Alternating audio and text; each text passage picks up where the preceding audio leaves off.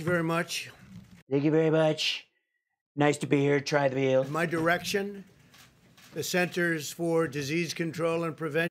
So, by the way, at your direction, the Center for Disease Control is a terrible sentence coming from anyone who isn't an epidemiologist, or unless you're going to say has started telling the truth again. Is issuing guidance for communities of faith. Yeah. Why would public gathering indoors, like all the venues that do that kind of stuff, why would theirs be any different? I want to thank Dr. Redfield and the CDC for their work on this. Dr. Redfield.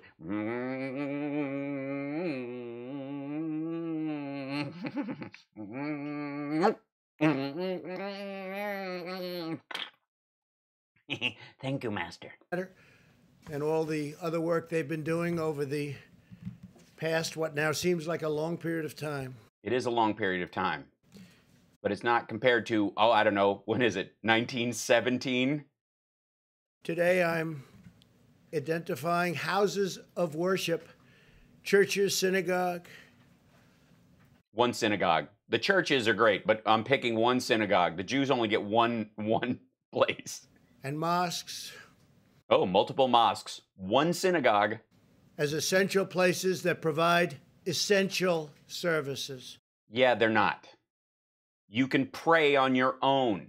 You can watch a sermon at home. This is dumb. This is dangerous. And it only is valuable if you want to kill all the religious people in your country. Some governors have deemed liquor stores and abortion clinics as essential. Have they? Is that the travel route? Just go get liquored up and have an abortion? Or are you just saying that's two different groups? So for like the left wing, it's abortions, and the right wing, it's liquor stores.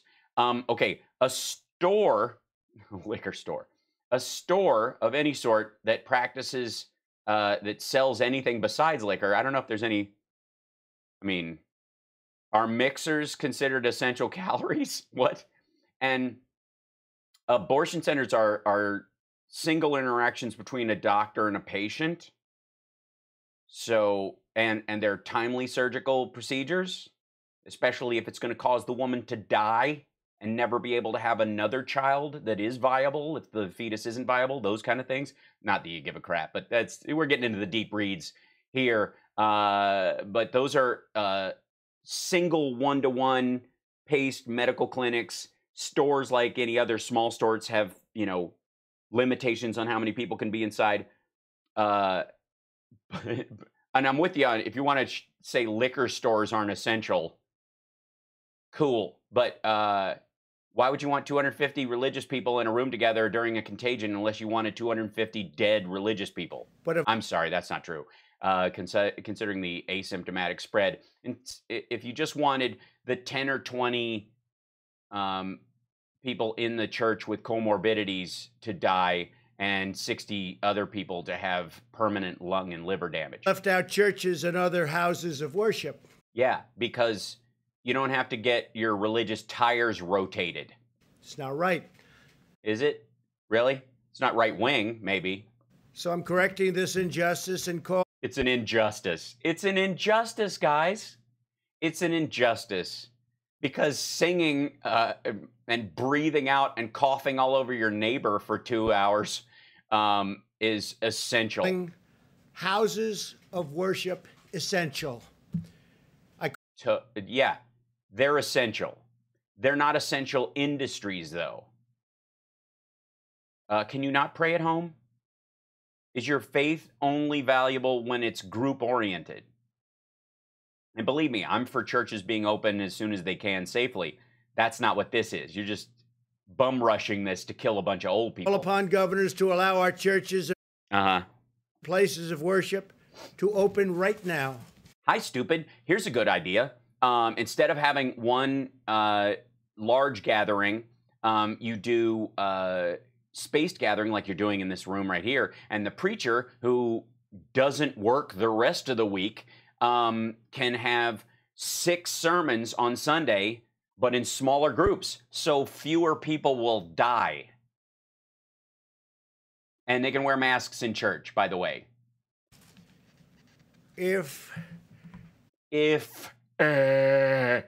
what? there's any question, they're going to have to call me, but they're not. Yeah, call them.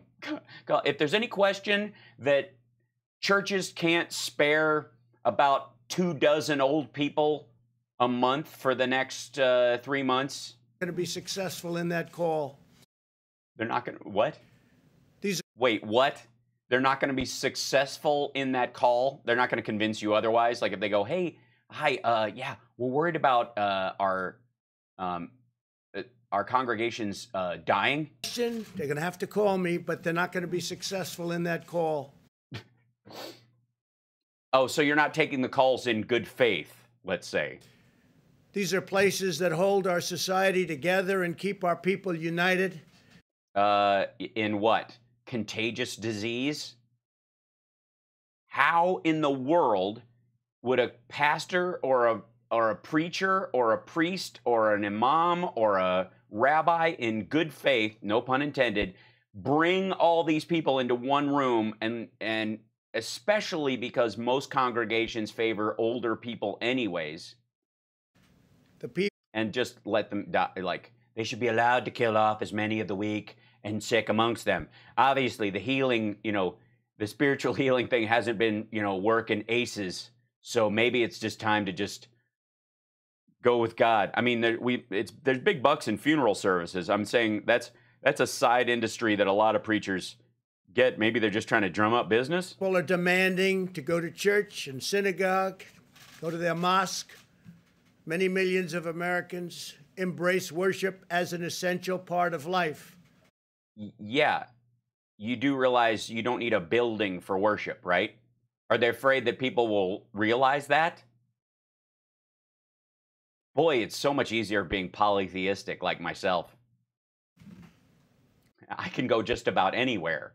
Ministers, pastors, rabbis, imams, and other faith Witches, warlocks, leaders will elves. make sure that their congregations are safe as they gather and pray. Okay, how are you going to do that? Here's a good idea. Don't gather them.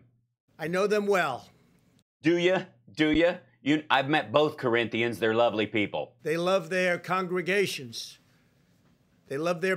Then why don't they tell them to stay home and live stream their services together on Zoom so they can feel the other people there and stay out of the building temporarily until this passes and save their lives? People.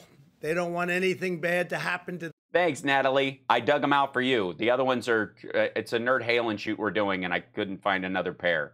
They might be in the car, but I don't know. Or to anybody else. The governors need to do the right thing and allow these very important, essential places To kill half of their congregation of faith to open. and murder 20% of the elderly people instantly. Right now. Right now, without any testing, without any screening, without any social distancing. For this weekend. This weekend, okay, right away then. Okay, because we need these people to be dead by November. If they don't do it, I will override the governors. So what? Will you override the judgment of priests, preachers, imams, and rabbis? Because then it's on you guys. I don't give a shit what he says about opening it up. It's still up to you. He's not forcing them open. Because the minute the government can force a church to be open when it doesn't think it's safe or right to be open for the congregation, then I guess the government can now force them all to supply services to gay couples then. In America, we need more prayer, not less. Oh, yeah? How often do you pray? Are you telling Nancy Pelosi to stop praying? You don't believe her praying? Jesus. Thank you very much. Thank you. That's it. That's it. I'm going to come out here, say I'm going to force the churches to open, and then piss off.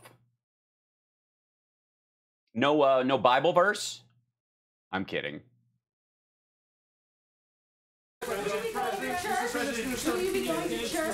Will you be going to church? You're hilarious, ma'am. I'm sorry. A reporter, you are fake news. A reporter just went, will you be going to church? No, he will not be going to church. I think it makes his skin hot. Mr. President.